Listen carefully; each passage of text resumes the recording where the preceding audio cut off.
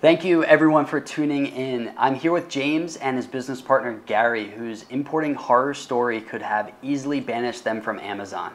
Before we dive in, I want to let everyone know that our new service will be launching in the very next email. Thank you for bearing with us. We know you will love what's coming.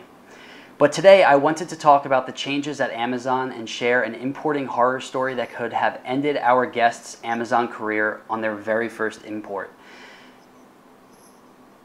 If you've been following us in our Facebook group, we've been talking a lot about Amazon the past couple of days. A lot of sellers are being banned from Amazon and you don't know the full story. The market is being flooded with newbie sellers who are unknowingly disregarding proper protocol. So some things that are common offenses are including illegally imported IP products, failing to meet compliance requirements like FDA, CPSC, and FTA, working with unreputable sellers on Amazon. These low MOQs are not helping your business.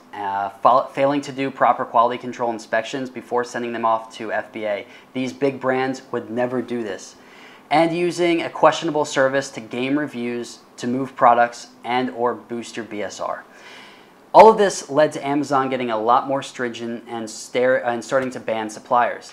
And while some are victims, many are not. Our new service will ensure that you never get banned from Amazon. We will allow you to compete with the big boys without ever violating Amazon's terms of service.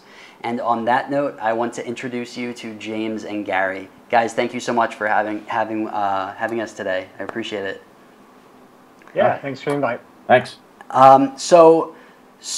James, do you want to tell us a little bit about how your partnership with Gary started and how this business kicked off and what it is that you do? Yeah, sure. So Gary is an Amazon veteran. He's been selling, and I'll let him talk a little bit about that, but he's been selling on Amazon for quite some time. I am an Amazon newbie and am interested in just new income streams and new business. So I partnered up with Gary. He's been a good friend of mine, and I knew what he was doing on Amazon. Never really knew if there was an area, a space for me there. And we started talking about private label products and started carving out a niche in Amazon's selling service. And that's sort of where it started. Okay, awesome. Yeah. So James said that Gary is a bit of a veteran. Gary, can you talk a little bit about your experience with selling on Amazon? Yeah, we started back in September of 2011 selling. We'd sold for years on Amazon, just here and there, but started selling professionally in 2011 and just have grown with the retail arbitrage, online arbitrage model primarily for the last 4 years. And about probably 3 years in, we decided that private label was something we wanted to explore. And we actually scheduled a trip to China in March and went over and bought some products, and then when I got back, I was talking to Jimmy about it, and we decided to partner up and do this product. Nice. Okay. So James, tell us a little bit about this first product, how you got started with it, and sort of what happened leading up to actually receiving the products. Yeah. So we did a lot of research on Amazon, for what product we wanted to source. Found a product that we felt would be an easy one to step into, relatively low dollar, as well as on the buy side and good turnaround profit. Seemed really easy to make. It seemed like there wasn't a lot you could mess up with this specific product, and so got on Alibaba, found one of their I guess seemingly top-rated providers. Had all the emblems, all the decals that you could ever get. We used trade assurance. We researched a bunch. And the one we chose, again, it had everything that you could ever imagine. Good ratings, good response time. The rep was great. And they had the product we wanted, made a couple modifications, did some sampling, had 2 or 3 sample orders. Got the samples looked good. We made some changes, got a second set. They looked good. One more change. And at that point, we signed a contract with them, put trade assurance in place. All this done through Alibaba, and basically it was dependent upon one more change in the sample. They made the change in the sample, sent us the third one, and it all looked good. So we sent them the money, and off we went. Got the shipment about I think a month and a half later, which was about within the time that we expected.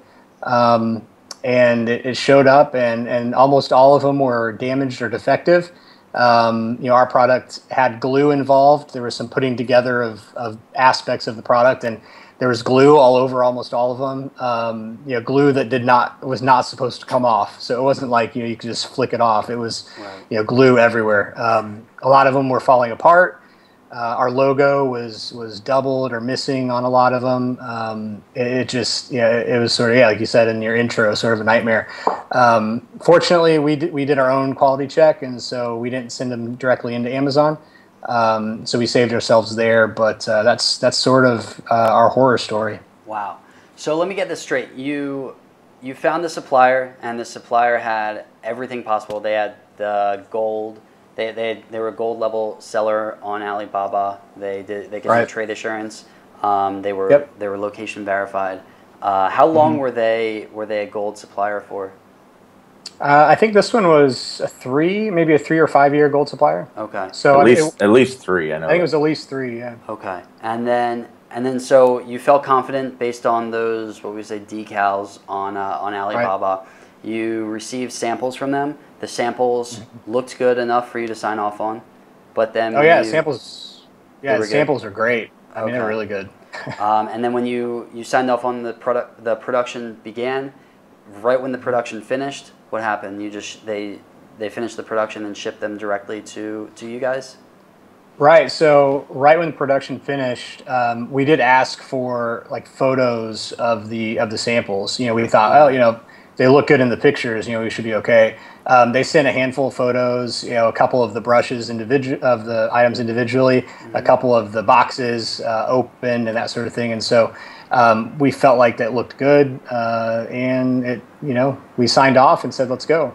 Okay. Yeah, and part of the problem was a lot of the damage happened because of shipping. So even if all the pictures were great, one of the things that was wrong with many of them was the fact that the lacquer on this product was chipped off because of the way they had packaged them poorly. So even if they had looked good in the picture, by the time we got them to us at our door, they were half of them probably had defects because of the poor packing. So how much of this do you think was defective from manufacturing and versus defective through packaging? You think 50%? Yeah, I would say at least. Yeah, because some of the things, many of them that were defective from packaging were also defective from manufacturing standpoint. Okay. Okay. Did you ever at any time talk about, you mentioned that you wanted pictures. The pictures that you did receive, did they resemble, were these pictures basically they just handpicked the best looking ones, the usable ones essentially? And oh, I'm sure. Yeah. Okay. Yeah. So you're saying is because there are some of the product we received is sellable. It is good. It looks good. It is what for the most part what we wanted. So I'm sure they grabbed out a handful of the best and took pictures of those. I wouldn't doubt that at all. Okay, Gary, how did you ship the products? We shipped them air. By air, okay. Using which company? Jimmy, I don't know. What do we use? I think it ended up being FedEx. I remember right. Okay. Yeah. And was it the factory that handled all of this? Yes. Or did you use a freight forwarder? Nope. No, the factory handled it all. Okay. So initially, the biggest red flag. I mean, from a newbie importer, you were on the right track. You were doing the right things. You were focusing on everything that Alibaba was telling you to focus on, which is look at what we verify. Unfortunately, the lesson learned by you guys is you can't just focus on this. It's really not beneficial to just look at whatever companies are paying other services for to say that they're legitimate, and you need to take steps into your own hands. But it sounded like, again, you were seemingly doing the right thing. You did order samples. Mm-hmm. You did ask for pictures.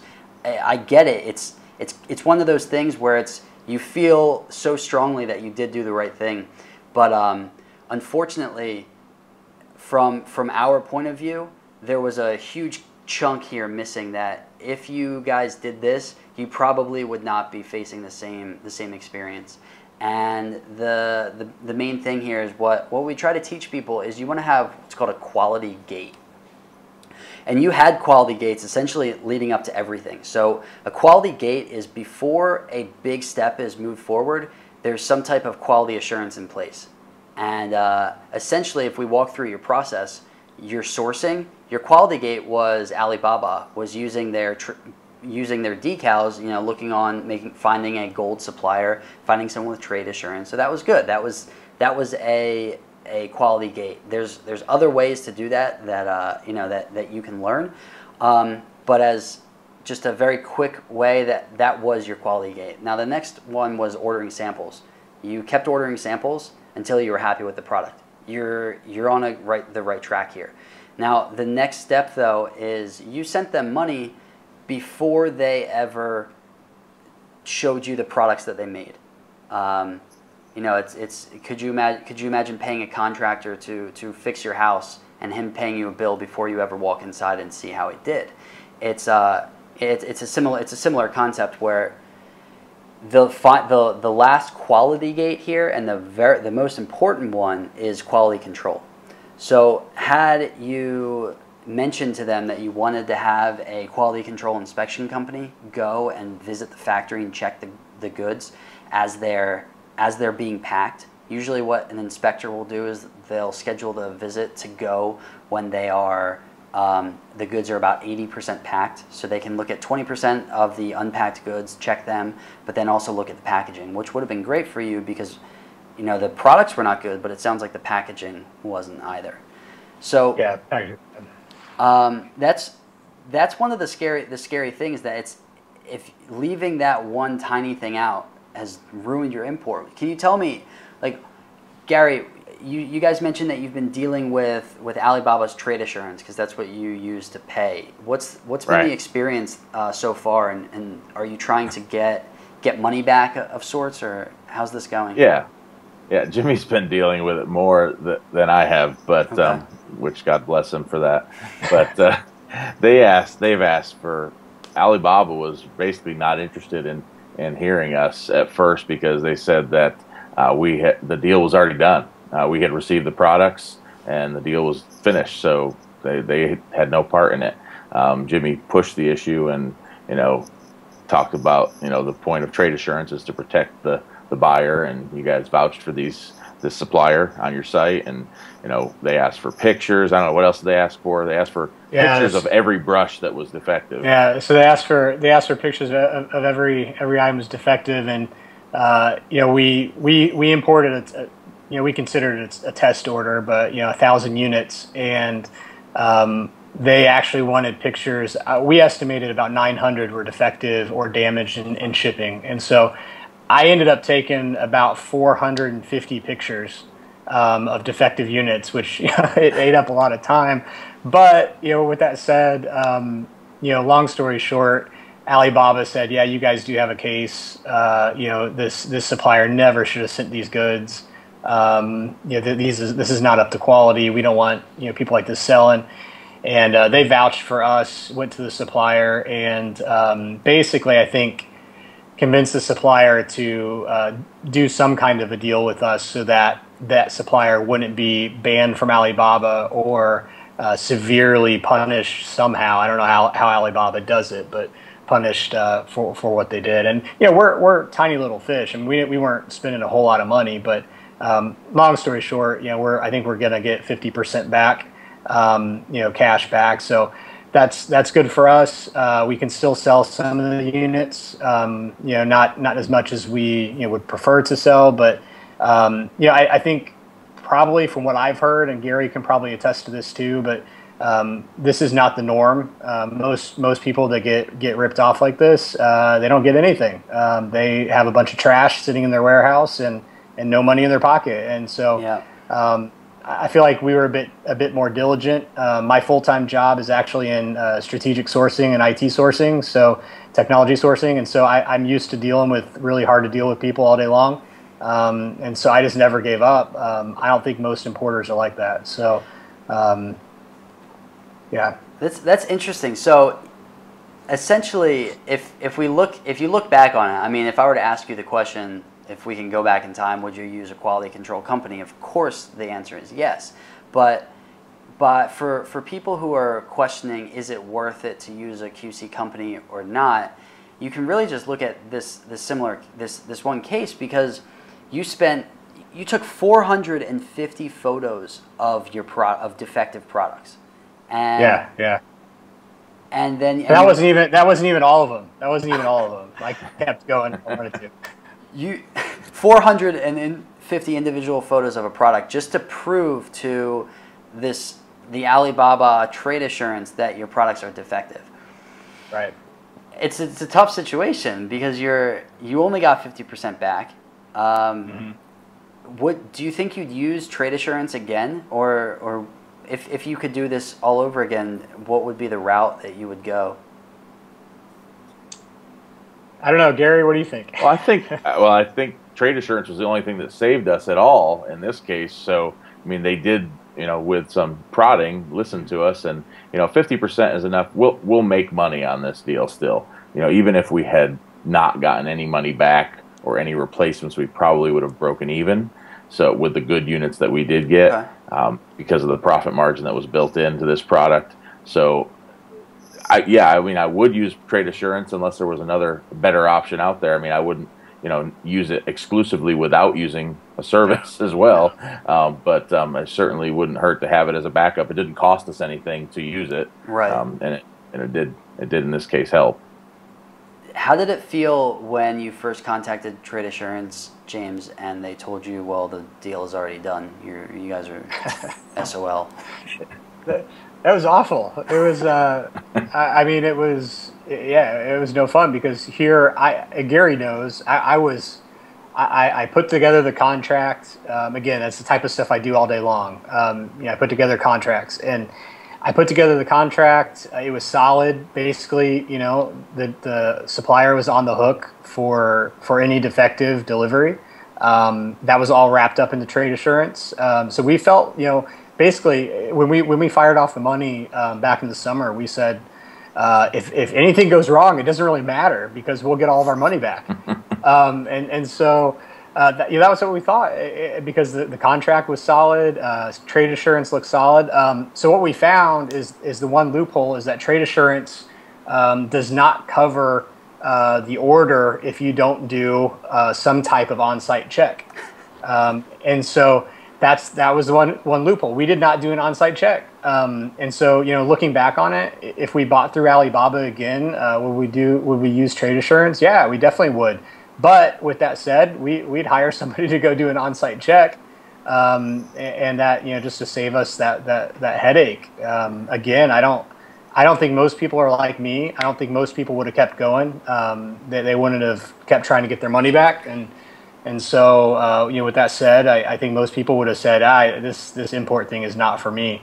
And so, I believe, if we did this again, we'd still probably do a lot of research on Alibaba. We'd find the right product, but I definitely, Gary and I have discussed it. We would definitely use somebody in China to help us out, to check the goods, to even interface with the supplier. It's just not worth the headache. If you're trying to import, it's not worth the headache. On top of the amount of time that you spent sourcing for these products, checking the sampling and all of this stuff, how many additional hours do you think you spent dealing with this product? Me personally, I mean, both of you.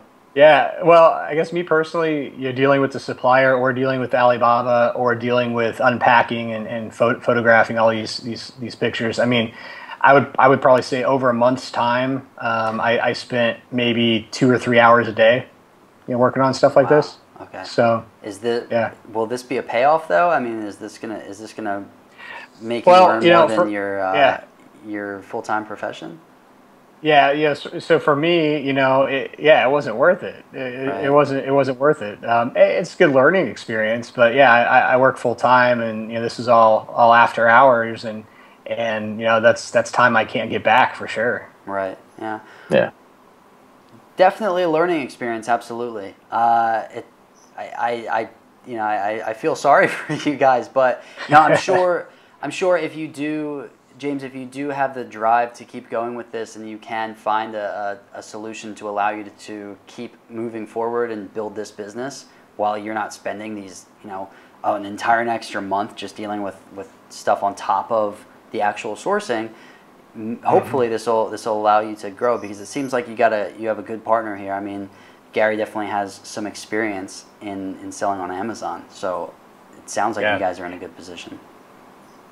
Yeah, definitely. I mean, we're full steam ahead. Right now, and we're sourcing a product actually here in the U.S. right now. We're still planning on seconds and thirds from China, and so we're full steam ahead. This one's not going to upset us, but with that said, we will be more careful and use we're going to use a service. I mean, we're going to use somebody to go in and take a look at stuff for us. Awesome. Well, it's good to hear that at least you're now you made the mistake. Hopefully this never happens again, and you can at least learn from it. So it is a valuable mistake that you made, but. I want to thank you guys so much, and I do want to let people know, and especially you guys, that thankfully our new service is going to validate your product idea. It's going to find the best suppliers. We're going to provide quality control, and we're going to get your products to Amazon so things like this never happen, and so much more. So, plus, something that I do want to mention is that we are going to give you a special opportunity to boost your ranking, your BSR, and get you organic reviews, and this is not even close to gaming the system or giving away products. So you're going to be able to sell your products without knocking it down to 99 cents. You're not going to have to pay for hundreds of dollars for marketing. This is an awesome new service that we will be including into our services, and it's going to be exciting. So the goal of this is to make running your business easy, and I know you guys are going to love it. I hope you guys can stick with it, and we can follow you in your progress as well as you can follow us in making your business easy. So on that note, I do want to say thank you again, and stay tuned for next email. Have a good one, guys. Yep. Thanks, Sam. Thanks.